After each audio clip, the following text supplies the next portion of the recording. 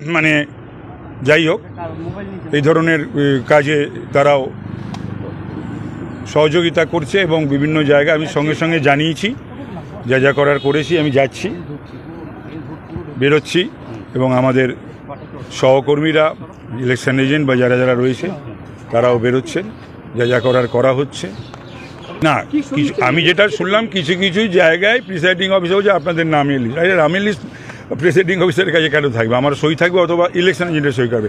প্রতিটি জায়গায় আমার সই রয়েছে।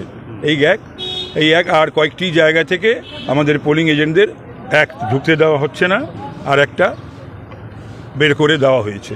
এগুলো আমি সঙ্গে সঙ্গে যাদের জানানোর সমস্ত জানিয়েছি। হয়তো হওয়ারই কথা না, 4000-এর মতন প্রায় সই করেছি।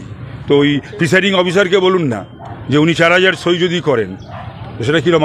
আমি নিজে সই করেছি এবং আর কি কেউ যাচ্ছে আমার সই নিয়ে? এখনও পর্যন্ত সেই খবর না থাকলে আমি দেখছি, আমি যোগাযোগে রয়েছি আর কি। বলবো যে তোমরা থাকবে এবং তোমরা যেটা নিয়ম সেই নিয়ম অনুযায়ী তোমরা প্রতিবাদ করবে এবং প্রয়োজনে তোমরা প্রিসাইডিং অফিসার, প্রয়োজনে যে সেন্ট্রাল ফোর্স তাদের সাহায্য গ্রহণ করবে।